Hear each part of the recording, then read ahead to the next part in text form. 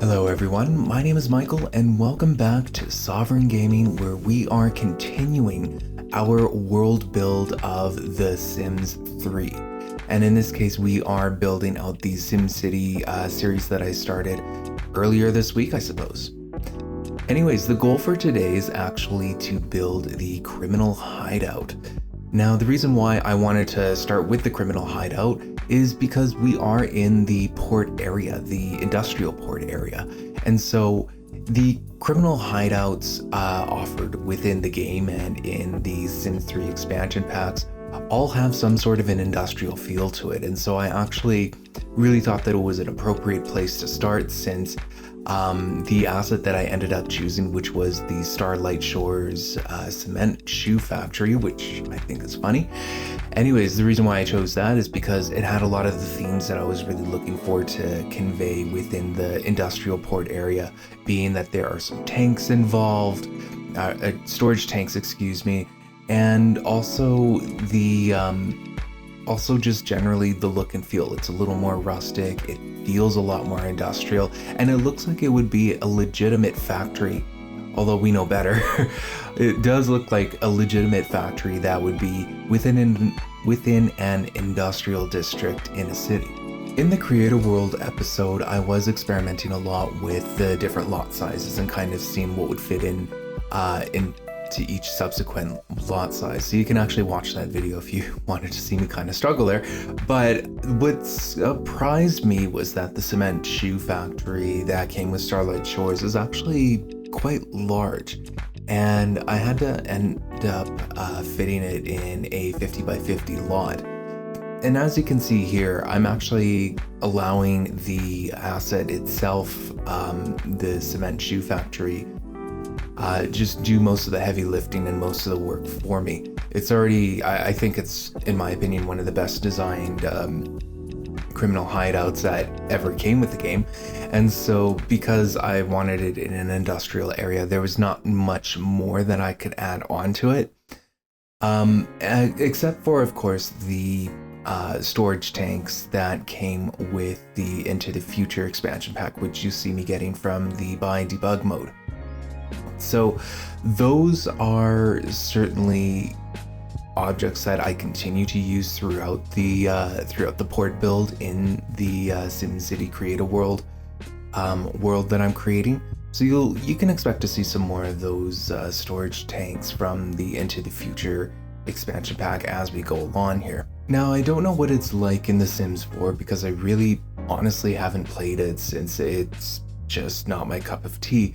But with The Sims 3, like, one thing that is starting to show now that it has aged is just the searchability of certain objects.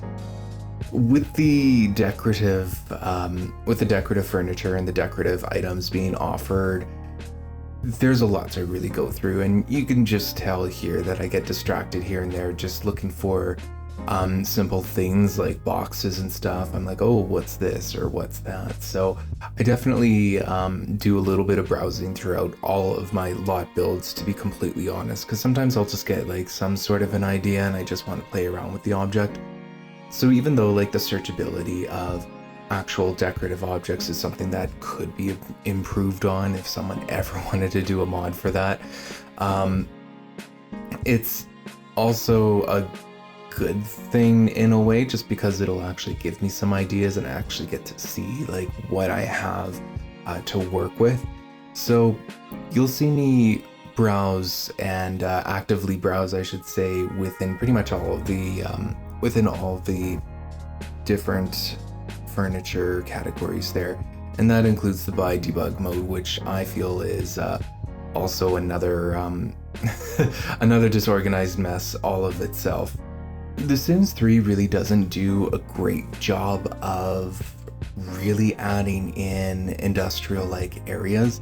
I'm sure that you guys have noticed that already. I believe there was even like a Sims 4 expansion pack where it was like the eco-friendly or something like that. Again, I'm not really too sure on the Sims 4 franchise in of itself.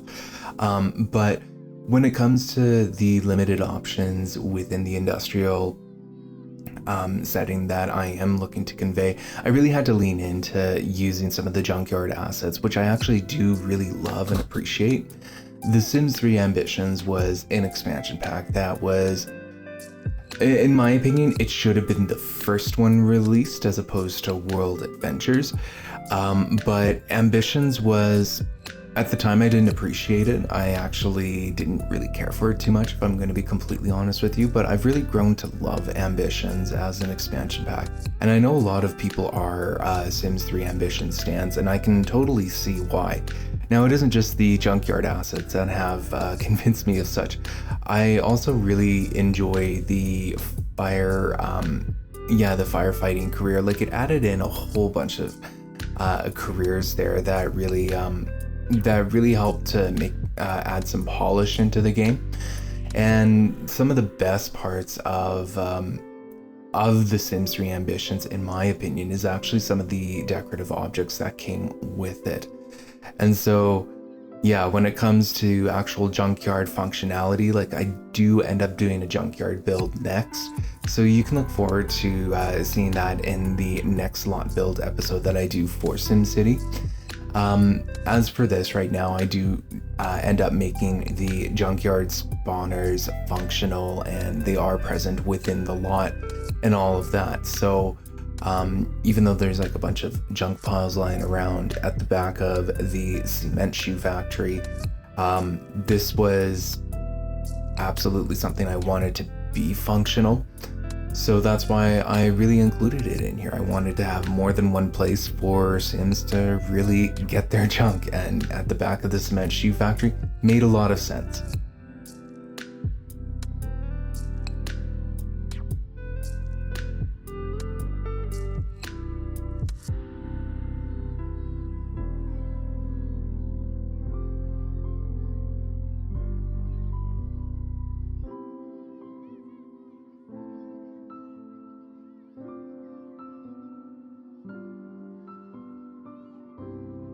I also have to give a lot of props to EA and the team for actually creating this asset. Again, it's an asset that I really, really love, but also naming it the C-Ment Shoe Factory was is very much a tongue-in-cheek nod to the fact that there is some sort of a mob that is operating within the world. The C-Ment Shoe Factory was originally introduced in the Starlight Shores expansion pack, so there's there's a lot of tongue-in-cheek humor within The Sims 3, which I don't feel is overdone. I actually feel like it adds a certain charm to the game that we're so used to as Sims players from the previous franchises. Although nowadays I feel like it's a little overdone in The Sims 4, especially with like all of the deaths that you can possibly die from. But here it is certainly something that I do appreciate. And by the way, the fence that I am using is a fence that I use for several of the builds within the port area of SimCity. I wanted to stick to like some sort of a what do you call it, like a chain link fence, and to use a specific color to just try to bring in each of the lots together. In the next build, you'll see me use it there, which it would be for the sanitation plant, which is technically the junkyard, but anyways. So yeah, I really wanted to tie together our buildings within the port with certain objects, and using that chain link fence was actually one of my ways of doing it.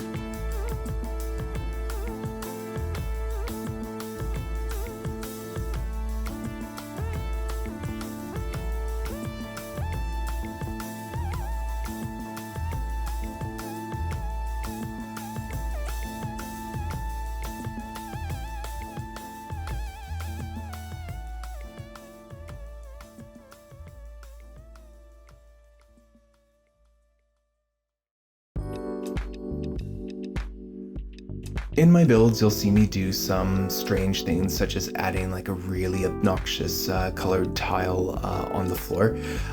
In this case, it's just so that I can paint over it with certain texture paints and all that, and while protecting the paint underneath it. The reason why I use such an obnoxious color is so that I don't forget to accidentally, it's just that I don't forget about it really. So I have to make it obnoxious, because otherwise if I disguise it in there, I will absolutely forget about it. Speaking of which, one other thing that I really wanted to kind of tie together within this build was the creation of some sort of a semi-truck trailer.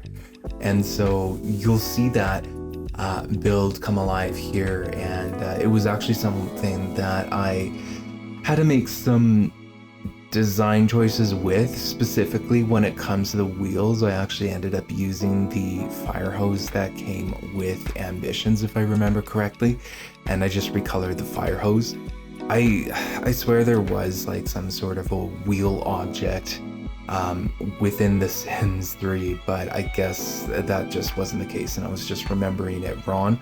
Specifically, and you'll see me search for it, I think it was in with the fast lane stuff, but I really do think that I'm wrong, because I searched high and low for that wheel object. So I just kind of settled on creating the wheels as a recolored fire hose. So that's how the fire hose came to be.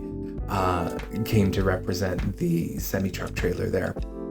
And yeah, I really wanted to, even though the cement shoe factory itself is doing a lot of the heavy lifting in terms of conveying the design and the theme that I want to convey here, I also wanted to integrate parts of the lot a little more intimately with it, which is why I set up this whole loading dock area and added some props and all that around it. Is just so that it kind of brings it together, and so that Sims can actually experience it as part of the environment, as opposed to just a shell building that's being plopped on a lot and forgotten about. So that's why I really took the time to build out this truck trailer, and you'll see me go through a lot of redesigns and recolors on the truck trailer as well, just because I was really struggling with finding something that I liked, because those truck trailers was actually going to be something that I wanted to include as container stacks in another upcoming build, which you'll learn more about as the series goes on. But yeah, I wanted to choose something that I knew that I would be able to A, find, and B, use consistently throughout Sim City, so that certain parts of the city can actually relate back to the port. So for example, if I wanted to use a stack of container ports in another part of the region, you'll know that that stack of container ports really came from the port area. I think I called them container ports. I meant to call them just containers. Anyways, so yeah, that was really the idea behind that. And the same goes for the markings on the ground as well. I wanted to save it first of all, which is a really handy feature with the creative style thing.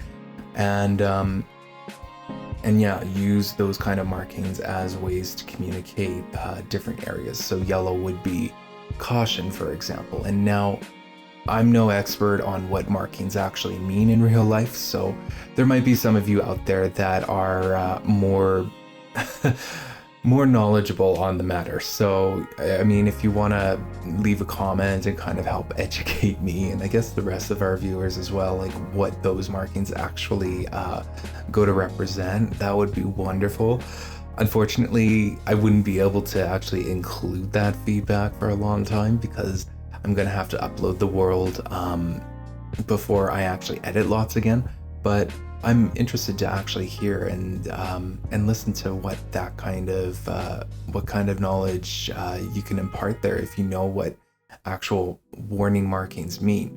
Anyways, I do my best to interpret it, and I do my best also to make it consistent with other builds within the port and within SimCity, as I predict that I'll be using them a lot more often.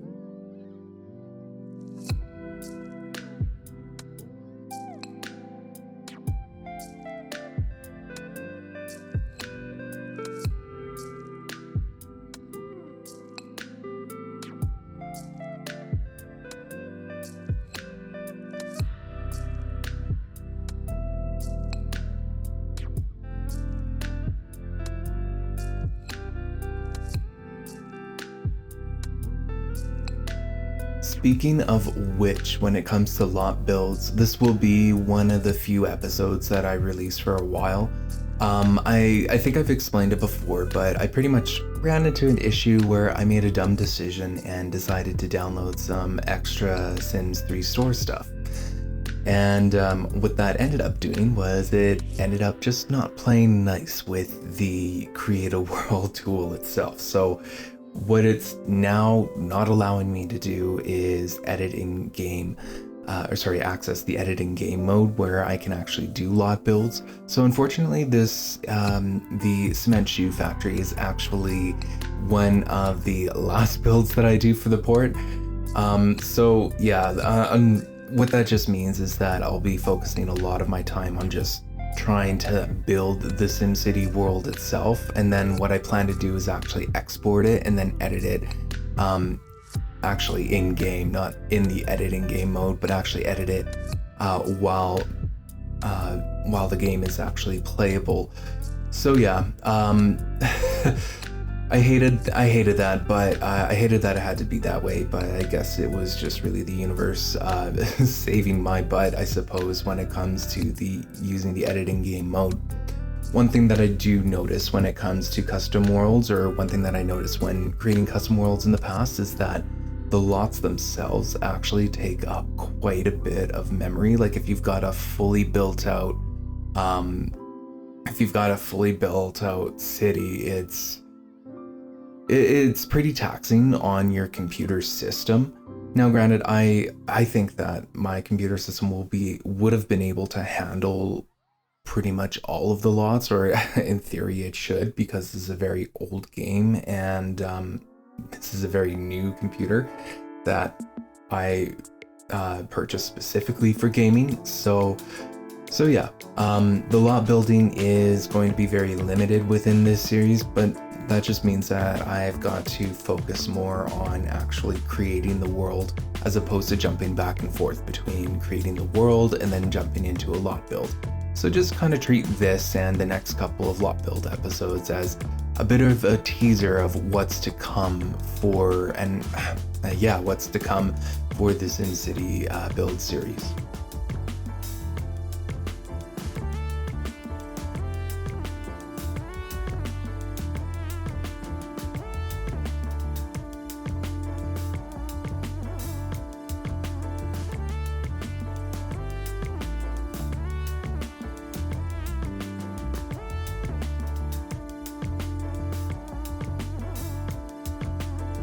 As you can tell, like, the trailer itself is something that I continue to work on. It didn't look right. It felt a little too short for me, so I just extended it a little bit, and I ended up recoloring it quite a few times by now. So it was something that I just really felt was important to get the look and feel right. Like I mentioned before, I want to use more of those kind of trailers or containers as something to use throughout the city, to just kind of tell that story that the port is actually importing or exporting goods and services within the SimCity region. So it was very important to just kind of get that trailer right so that I wouldn't have to go back to it and all of that. The last thing that I just kind of end off here is with some spawners. And I felt it was very important to like get the rodent spawners in for like rats and all that. So spawners are certainly something that I think it makes the lots come alive, and this is where you see me also put in the junkyard spawners. The only problem is that they're kind of obnoxious to look at, and in the Sims 3 Create a World, like when you zoom out and all of it, you'll see all these white boxes with rings around them, even in the Create a World tool, not just in editing game, and so it's kind of obnoxious in a way. So I don't always like the look of them, which is why I save them for last, is just so that it doesn't interfere with any kind of inspiration there. The into the future storage tanks are actually just a little too close to the factory, and I don't do it in this build. I actually do it in the next build, where I actually do adjust its positioning there. But yeah, I really like how the cement shoe factory turned out. I feel like it perfectly conveys the look and feel that I was going for, which is an industrial port that is importing and exporting goods and all that. So yeah, I'm very happy with the way that it turned out.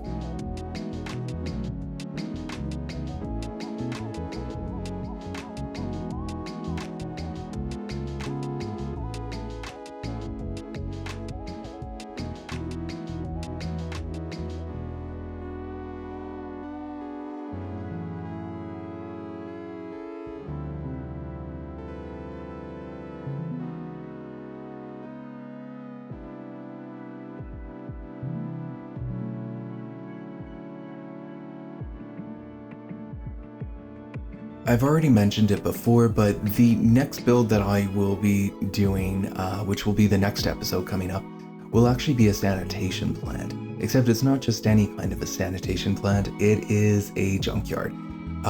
So I'm very excited to just kind of continue off some of these industrial themes that we've got going on, some design choices that I plan to continue, and it's going right next door to the to the cement shoe factory that we have been building here.